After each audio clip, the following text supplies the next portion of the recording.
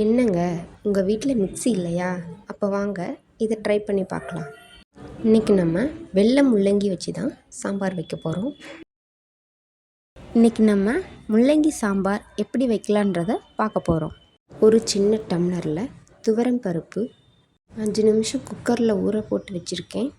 அது கூடவே 4 பல்லு பூண்டு, 1 பச்சை மிளகாய், கொஞ்சம் சீரகம், கொஞ்சம் சின்ன வெங்காயம், 3 தக்காளி, 1/4 டீஸ்பூன் மஞ்சள் தூள். உங்களுக்கு விருப்பம் இருந்தால் இப்போவே சேர்த்துக்கலாம், இல்லைன்னா சாம்பார் வைக்கிறப்போ சேர்த்துக்கலாம்.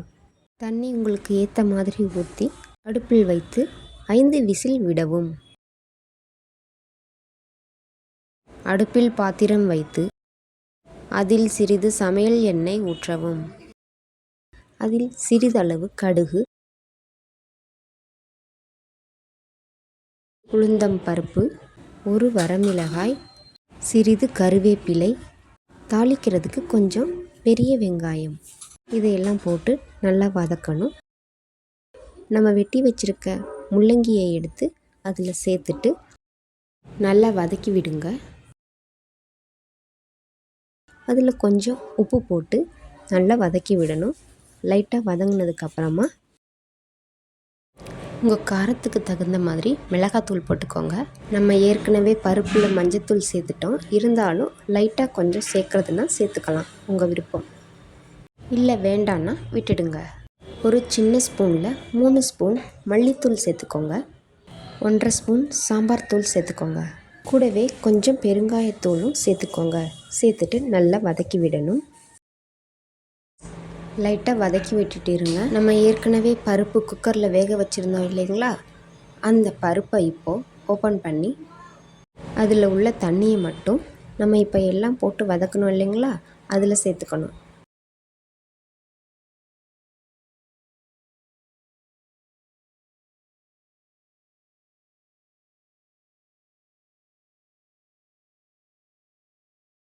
நம்ம வேக வச்ச பருப்பு இருக்குது இல்லைங்களா, அதை மத்து போட்டு நல்லா மசிச்சு விடணும். அதுக்கப்புறமா அந்த மசிச்சு விட்ட பருப்பையும் எடுத்து அந்த முள்ளங்கியோட சேர்த்துடணும்.